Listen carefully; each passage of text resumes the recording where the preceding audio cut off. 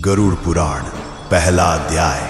मृत्यु के तुरंत बाद क्या होता है और फिर वह क्षण आता है जब जीवन की अंतिम श्वास रुक जाती है, नेत्रों के आगे अंधकार छा जाता है और संपूर्ण अस्तित्व एक शून्य में विलीन हो जाता है। किसी ने कभी कल्पना भी नहीं की थी कि आज की सुबह उसकी अंतिम सुबह होगी। परिवार रो रहा होता है, चिकित्सक कहता है अब यह नहीं रहा, किंतु जो चला गया वह सब कुछ देख रहा होता है ऊपर से, आत्मा के रूप में। गरुड़ पुराण कहता है मृत्यु के तुरंत पश्चात आत्मा अचंभित हो जाती है। उसे समझ नहीं आता कि यह क्या हुआ। वह चिल्लाती है, पुकारती है, मैं यही हूं, क्या तुम मुझे देख नहीं रहे? किंतु उसकी पुकार कोई सुन नहीं सकता, क्योंकि अब वह इस लोक की नहीं रही।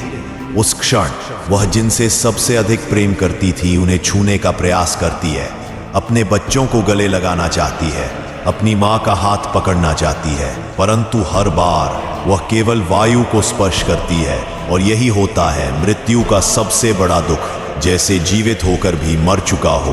तभी एक भीषण ठंडक का आभास होता है और उसके समक्ष प्रकट होते हैं यमदूत, काले, विकराल, आंखों में अग्नि, हाथों में लोहे की जंजीरें, और वे कहते हैं चलो अब तुम्हारे कर्मों का लेखा जोखा होगा। वहीं से आरंभ होती है आत्मा की वास्तविक यात्रा, जहां कोई संबंध काम नहीं आते, ना धन ना नाम, केवल तुम्हारे कर्म जो एक एक अक्षर की भांति ब्रह्मांड में अंकित है। मृत्यु अंत नहीं है, यह एक नया द्वार है जिसके उस पार केवल सत्य है, निर्दयी, अडोल, अपरिहार्य सत्य, जहां हर जीव को उतरना ही पड़ता है, चाहे वह राजा हो या रंक। यह था गरुड़ पुराण का पहला सत्य।